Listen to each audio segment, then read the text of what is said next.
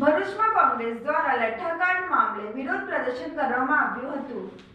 ભાવનગર લઠ્ઠાકાંડના મુદ્દે ભરૂચ કોંગ્રેસ મેદાનને ઉતારી હતી।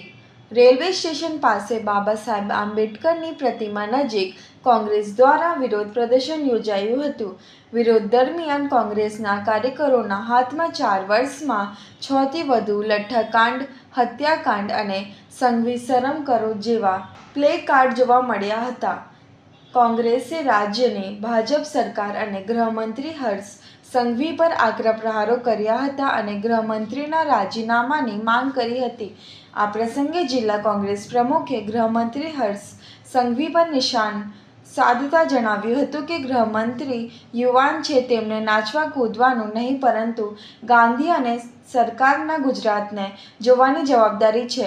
લઠ્ઠાકાંડના મુદ્દે કોંગ્રેસે સરકારની કામગીરી સામે સવાલો ઉઠાવી જવાબદારી નક્કી કરવાની માંગ સાથે ઉગ્ર વિરોધ નોંધાવ્યો હતો। નગરમાં જે લઠ્ઠાકાંડનો બનાવ બન્યો છે અને સખત શબ્દોમાં વખોડીએ છીએ। જે પરિવારો આજે મૃત થયેલા છે એમને શ્રદ્ધાંજલિ પાઠવીને સાંત્વના પાઠવીએ છીએ। સાથે સાથે બનાવ કેમ બનવામાં આવ્યો, આમાં ગુજરાત સરકારની સીધી સરનોવડી છે। બુટલેગરોને સીધો છૂટ ગુજરાતમાં આપી રહ્યો છે, ગુંડાઓને સીધી છૂટ છે, પોલીસની રેમ નજર છે, સરકાર પોલીસને પણ દબાવે છે। ત્યારે એ લોકો ધન સંગ્રહ કરીને ભારતીય જનતા પાર્ટીના મિનિસ્ટરો સુધી હપ્તા આપે છે।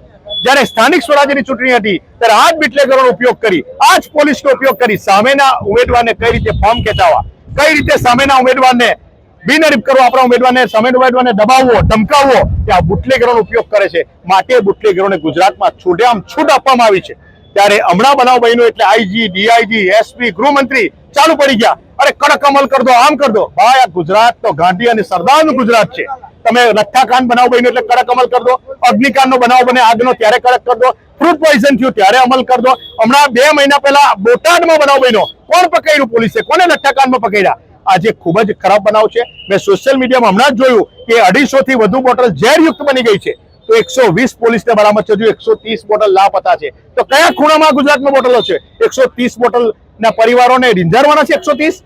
ત્યારે આ ભારતીય જનતા પાર્ટીના હપ્તાખોર બુટલેગરોને બચાવવાનો જે પ્રયત્ન છે એને અમે વખોડીએ છીએ અને ભરૂચ જિલ્લા શહેર કોંગ્રેસ સમિતિ તરફથી આજે દેખાવો કરી અમે સખત શબ્દોમાં ગૃહમંત્રીને જણાવવા માંગીએ છીએ કે ગાંધી બાપુ અને સરદાર પટેલનું ગુજરાત છે। એમાં ગૃહમંત્રીને કહેવા માંગુ છું કે નાચવાથી કે બોલ બચ્ચન કરવાથી ગુજરાત ના ચાલે। તારી જવાબદારી સીધી થાય છે ભાઈ, તું સેલનો રાજીનામું આપ, અમે રાજીનામાની માંગણી કરીએ છીએ।